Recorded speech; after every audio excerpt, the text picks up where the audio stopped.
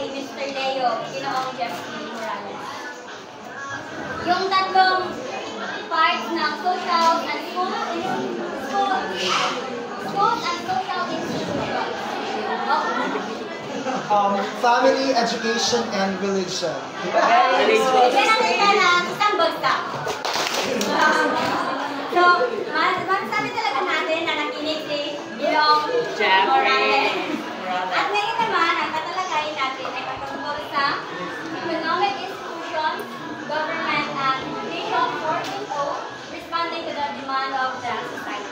Handa na ba kayo? Handa! So, pakibasa. Economic institutions. These are essential for the distribution of the resources and wealth within a society. So, bakit nga ba mahalaga si economic institutions sa ating edukasyon? In the field of education. So, bakit nga ba? Education. In the field of Education. Kasi i-relate natin siya sa education. Yes, Mr. Juni. I think, di ba, kung i-relate natin yung economic institutions sa education, di ba, dito na pupunta kung ilan ba yung napupuntang pondo sa edukasyon, kung ito ba ay nakasuporta sa pangangailangan ng isang eskwelahan sa pagtuturo, lalong-lalo na kung ito ba ay kulang sa pasilidad, sa mga guro, at sa mga kalamitan sa pagtuturo. So, yes, tumpak yun. So, bigyan natin siya ng 2 bagsak. Kasi pag sinabi natin economic institution, ito ay mahalaga sa larangan ng edukasyon sapagkat dito, tuturuan tayo kung paano maging financial literate. Oo, kasi dito, because they help in maintaining economic stability and growth, providing employment and facilitating trade and commerce. Kumbaga, dito ay tinuturo sa atin kung paano gastuhin ng maayos ang ating mga pera. Ang sagay na hindi magkakulang. And economic system influence education by deciding how resources are distributed, funding is allocated, and opportunities are made available to individuals. So yun yung sinabi ni Chuning kanina, na kung saan dito ito yung tutulong sa atin para maging maayos para maging mabigyan ng opportunity yung lahat ng individuals ng paglalakbay in terms sa economic institution. Maliwanag ba? Yes. Next is government. Pakibasa, Ms. Harvey. The government is responsible for maintaining order, enforcing laws, and providing public services. So bakit nga ba mahalaga yung government in education pa din? Yes, Ginoong Jeffrey. So for me, government is very vital in educational institution because we all know that government is ones who created laws and enforced it to the public. And without the government, wala tayo education. Di ba sila hatag sa atin ng funds? Even we pay for the taxes, pero sila ang ga-allocate ng budgets para mahimo na equal ang resources sa every institutions. Very good. So bigyan natin siya ng 5 bagsak. So tama ang sinabi ni Ginoong Morales na kung saan ang government nito ay parang nag-provide siya ng upside sa ating education, which is, it serves as a regulatory body that ensures the welfare of its citizens and the smooth functioning of the society para maging maayos yung daloy sa ating society. And also, the structure and functioning of education are shaped by government policies providing a reflection of societal priorities and values.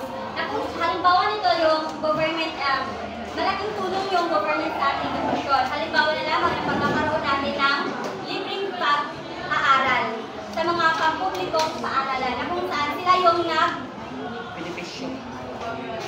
nagbigay sa atin ng pribilehiyo. Tama? Tama? Okay. It's a privilege or a right? It's a privilege. So maliwanag, naiintindihan na ba yung economic institution and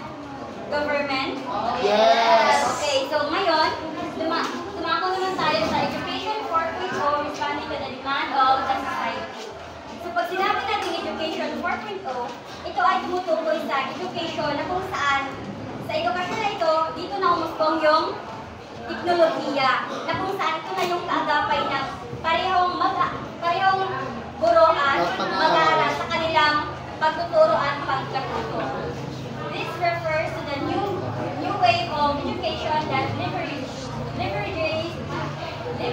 technology to provide personalized, interactive, and integrated learning experiences. Diba? Ano nga ulit yung description ng ating education? Technology, Margin. technology and teaching and learning assessment. Okay, so, very good. So, ang ating educate na kung saan isa sa mga kursos dapat natin kunin ay tumutukoy sa technology for teaching and learning assessment, which is doon ini-integrate yung technology sa pagkatuto at pagtuturo ng mga estudyante at ng guro.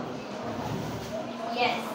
Kasi nga sa paglipas ng panahon, habang patuloy na nagbabago yung panahon, oo nga, sabi nga ni Junie, ang panahon ay dinamiko.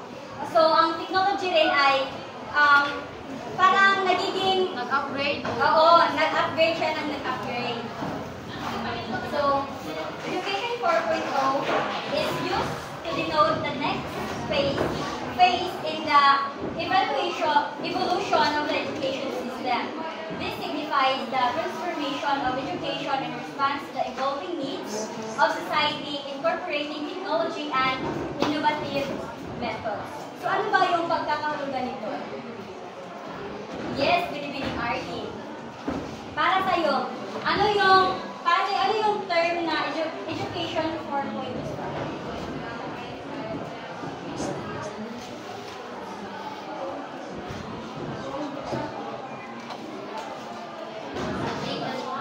Sa education 4.0, dito na ang edukasyon ay agapin na niya yung technology with its needs as a student teacher in order to give the needs of society. Okay, tama yun.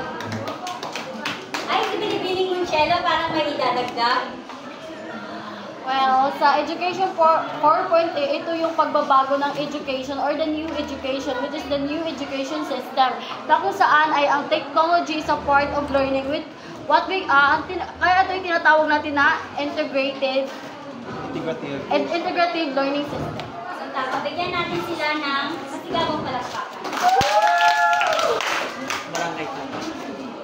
So, Education 4.0 is a desired approach to learning that aligns itself with the emerging Fourth Industrial Revolution. So, ano nga ba yung Fourth Industrial Revolution?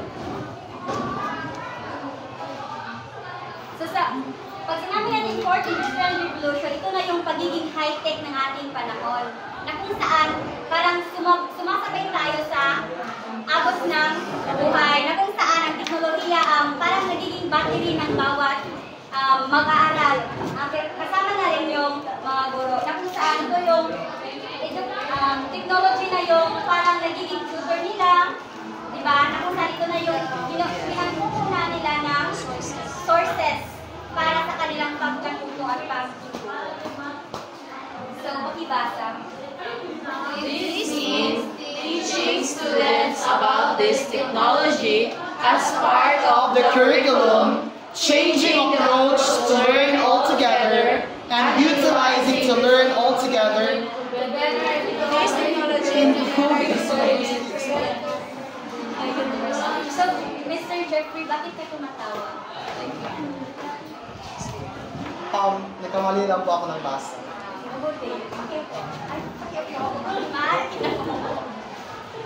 So, yun nga, this means teaching students about this technology as part of the curriculum. So, yun nga, parang yung sinabi ko kanina, ini-integrate ng teacher yung pagtuturo gamit ang technology na kung saan para mas mapadali ang kanilang pagkatuto.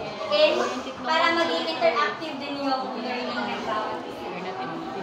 Next is, Education 4.0 is about evolving the evolving with the times, and for higher education institution.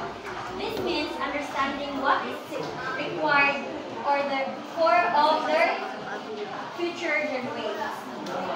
So maliwanag na ba yung Education 4.0? Yes! So saan nga patungkol tong Education 4.0? About sa high-tech. About Mas the integration of the technology. technology. Upgrading Ito yung of i-integrate natin sa mga sa technology. Just like what you did. yes, Like what- integrating technology to our learning and teaching style. Correct. Very educating. So any question? None so far.